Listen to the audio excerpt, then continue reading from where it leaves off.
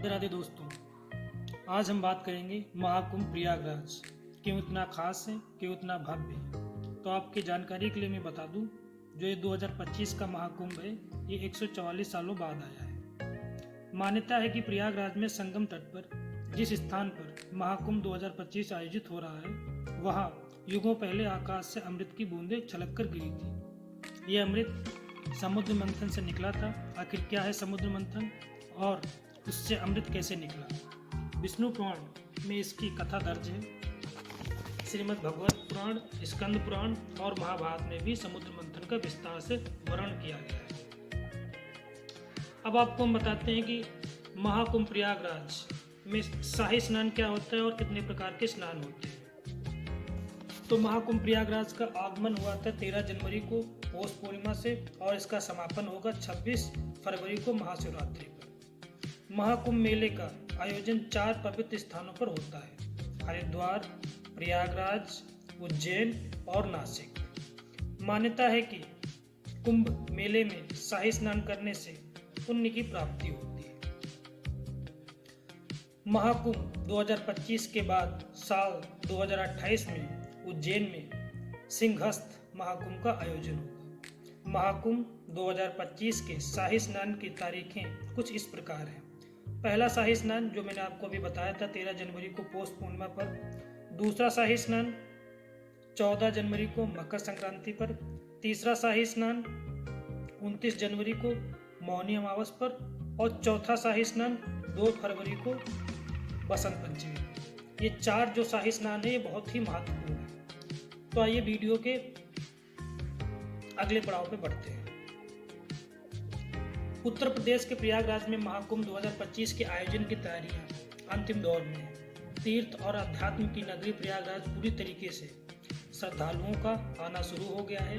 घाटों पर रौनक है और स्नान आदि की परंपरा जारी है। इसके साथ ही अखाड़े भी कुंभ नगर में पहुंच रहे हैं। कल्पवास की तैयारी है और साथ ही तैयारी आध्यात्मिक चेतना की खोज की भी है, जो भारत की सदियों पुरानी विशेषता और परंपरा रही है। ये खोज है अमृत की, उस अमृत की जो मानवता को जिंदा रखने का जरिया है। विष्णु पुराण में दर्ज है सागर मंथन की कथा। मान्यता है कि प्रयागराज संगम तट पर जिस स्थान पर महाकुंभ 2025 आयोजित हो रहा है वहां युगों पहले आकाश से अमृत की बूंदें छलक कर गिरी थी। ये अमृत मंथन से निकला था। उससे कैसे निकला? विष्णु पुराण में इसकी कथा दर्ज है। देवताओं और असुरों के बीच संघर्ष। कथा कुछ ऐसी है कि सतयुग में जब देवताओं और असुरों के बीच संघर्ष बढ़ गया तो उनके बीच सहमति बनाने के प्रयास के लिए समुद्र मंथन का सहारा लिया गया। हुआ यूं कि ब्रह्मदेव के आदेश से ऋषि कश्यप ने प्रजापति दक्ष की 2 पुत्रियों दिति और अदिति से विवाह किया। दिति के पुत्र दैत्य और अदिति के पुत्र आदित्य कहलाए। त्रिदेवों और सप्त ऋषियों की सहमति से आदित्यों और दैत्यों को ही संसार में जीवन की प्रक्रिया और इसके संचालन की शुरुआत करनी थी। अदिति के पुत्रों के शांत और स्थिर स्वभाव में उन्हें ग्रहों, नक्षत्रों और तारा समूह का अधिपत्य बनाया गया। अदिति के जो पुत्र थे वो कैसे थे? शांत स्वभाव के थे। तो उनको क्या दिया गया?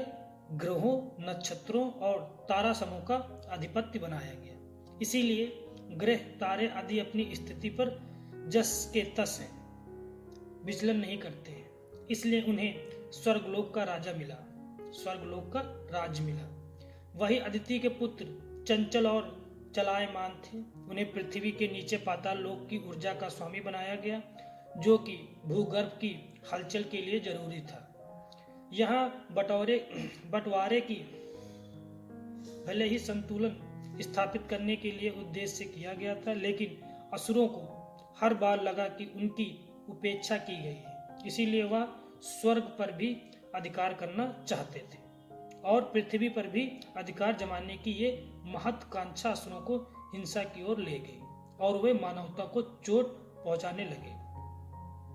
महादेव के पास पहुंचे शुक्राचार्य। बार बार होने वाला यह टकराव देवताओं दानवों के बीच में युद्ध का कारण बन गया।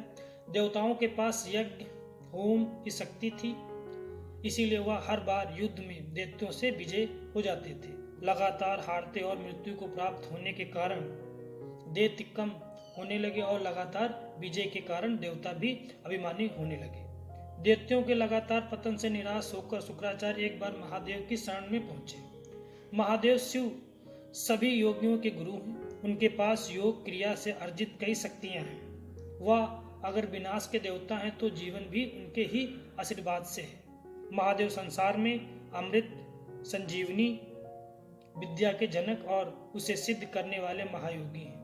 महामृत्युंजय मंत्र उनकी ही ऊर्जा शक्ति का ध्वनि स्वरूप है। महादेव ने शुक्राचार्य को मृत संजीवनी विद्या प्रदान की, जिससे शुक्राचार्य ने अपने सभी मृत राक्षसों को, दैत्यों को पुनः जीवित किया और युद्ध पुनः प्रारंभ कर दिया देवताओं के साथ में। महाकुंभ की कहानी कुछ इस प्रकार है कि देवराज इंद्र को अपनी शक्तियों पे बहुत ज्यादा अधिक घमंड हो गया था, जिससे दुर्वासा ऋषि ने उन्हें श्राप दिया श्रीहीन होने का। श्रीहीन का मतलब होता है कि सारी शक्तियां, सारी ऊर्जा आपकी हीन हो जाए, बिल्कुल समाप्त हो जाए। और श्री कहाँ से आती है? माँ लक्ष्मी से, जिससे माँ लक्ष्मी अंतर ध्यान हो गई। तो समुद्र मंथन की कहानी माँ लक्ष्मी पर है, जिससे माँ लक्ष्मी को की कहानी पूर्ण रूप से माँ लक्ष्मी को प्राप्त करना था। समुद्र मंथन हुआ, माँ लक्ष्मी की पुनः प्राप्ति हुई, अमृत की प्राप्ति हुई, हलाहल विष की प्राप्ति हुई।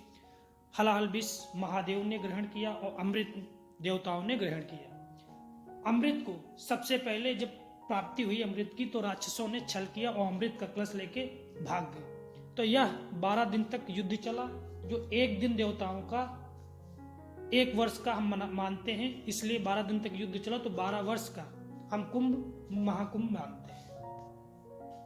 अर्धकुंभ 6 वर्ष का होता है और कुंभ 12 वर्ष का होता है, जिससे 12 वर्ष तक युद्ध चला और आखिर में अमृत देवताओं को प्राप्त हुआ। आशा करता हूँ कि आपको यह वीडियो अच्छी लगी हो। लाइक शेयर सब्सक्राइब करिए। जय श्री राम।